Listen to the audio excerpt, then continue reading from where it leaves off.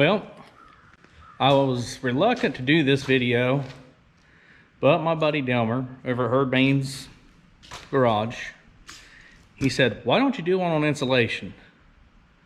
Because there's people that have pole barns and, you know, they want to insulate them.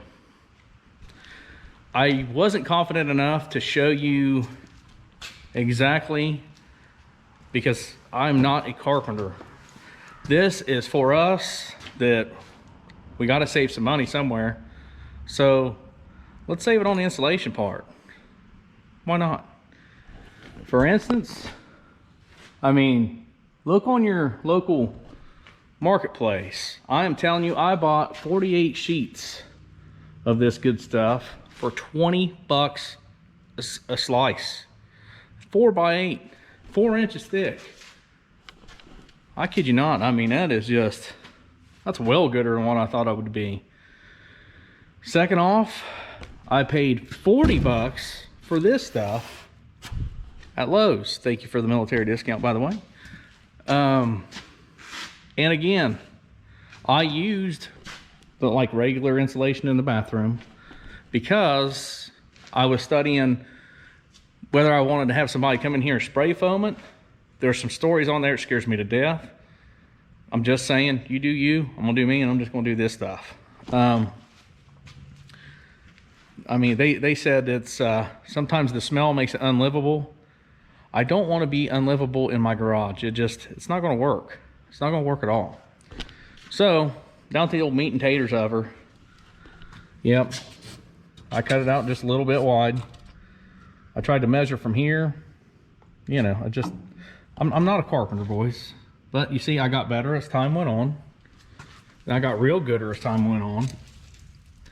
And, you know, it happens. Now, I don't know if this is the right way to do it. I don't know. But I held it up so it wouldn't fall down. Just threw a little screw in there. And then whenever I ran out of screws over on this side, I just took a nail, tacked it in a little bit, and it holds it. Did it on both sides, right about in the middle. Seemed to work. I stacked this up on this ledge. That's what held it. And then since I'm not 6'12", I actually used my shop broom. And where did it go? It's probably hiding because he knows I'm gonna try to work him again.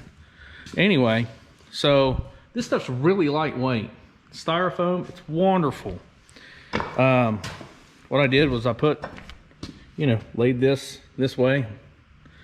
Now I put my broom on this side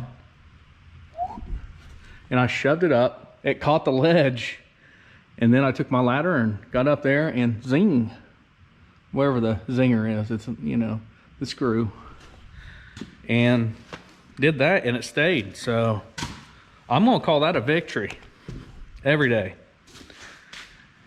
And the reason why those are numbered there is because, I don't know if you guys can see them, I had already cut these boards to fit this specific, you know, whatever, what have yous, because they're not all exact. And I made a couple bloopers. I'll show you. You know, sometimes you get in a rush and you cut out the electrical outlet on the wrong side. Yep, that really happened. So the good thing is, what I cut out here, I just shoved right in there. It worked out real good because styrofoam's pretty forgiving. And this particular stuff has like a R15, 16, something rating on it, which is, from what I've read, real gooder. The spray foam insulation, like I said, I've read mixed reviews. Enough to make me say, grasshopper just jumped on me. Anyway, enough to make me say, I don't think I want to risk it. Just because, for me, super expensive. You know, I do not have an unlimited budget, but it is what it is. You know, so I got this stuff, 20 bucks a sheet. You cannot beat that. That stuff there I paid dearly for. I honestly, I would recommend you guys find, you know, look at your marketplace on the Facebooks and make your prices accordingly. You know, like There's actually some more stuff of that. I think it might be 2 or 2.5 inch something. It's on there for 22 bucks a sheet. That's still a heck of a deal. It's still half the price as this, and it's still going to have a good R factor. The rolls, like whenever I did the garage bathroom here, whenever I was rolling that stuff up, you know, it's a metal building. You can't really run a nail through it to hold it up, right? You can take tape maybe, but like I just stuffed it in because that wall is actually built the correct way every 16 inches and stuff with the studs. So I just stuff it in there real good and tight, and it stayed for like 99% of the time. But this stuff here, it actually stayed really good. My cuts are pretty decent, really. And the styrofoam actually held the other styrofoam right above it perfectly. Like, it didn't want to fall on my head or nothing too much. And this place is going to be a heck of a lot easier to heat and keep heat for a lot longer. That being said, we're actually going to put some walls up. Yep, I done lost my mind. I'm going to use OSB board because it's affordable. If you try to put plywood up in this thing, I hope you have a killer job, because you're going to spend like, you know, however much plywood is. This is 7/16, so it's livable. You know what I mean? It's how much was it?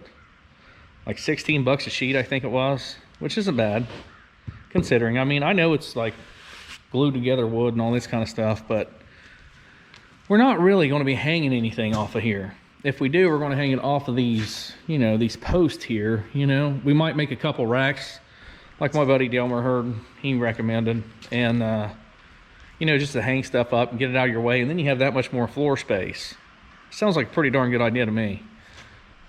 But anyway, this is probably going to be this video this week just because of all of this stuff going on. I do have a headlight motor to put in next.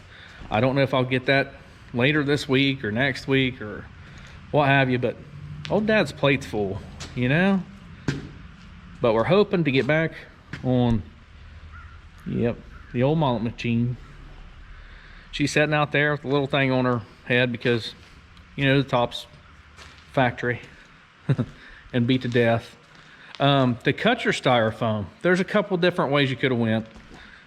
I chose a Sawzall. I said it, Sawzall. Why?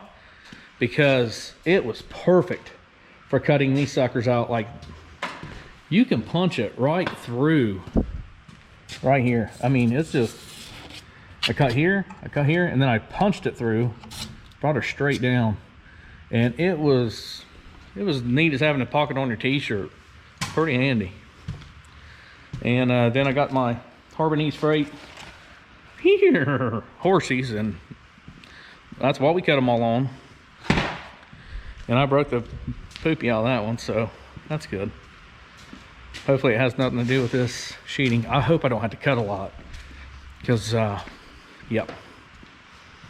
But my game plan is to get hopefully up to the 3rd row. I don't know if this stuff will balance too well like the styrofoam did, but if it does, I'm gonna try to balance it up there, tack it, you know, just a few places. Like on this 3rd round, if I can tack it, boom, hurry up, get over here, boom.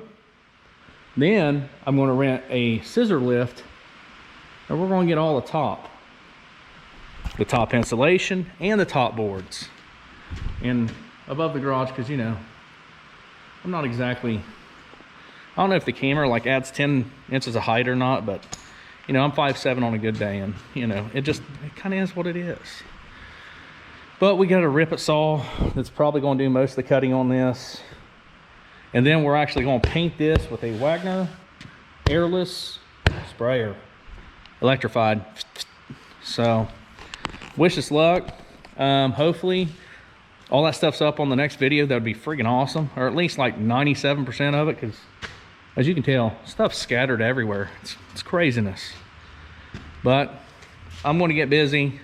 Just had to show you guys that real quick, and it's getting a lot better, guys, and a lot warmer, hopefully. So, well, it's going to. We'll see you guys next time. And if you don't mind, just real quick, you know, just hit that old like and subscribe, tell your friends, you know, that'd be awesome. Send me a question, a blooper reel, whatever, no matter. But thank you guys for watching. As always, we'll see you next time on Right Turn Garage TV.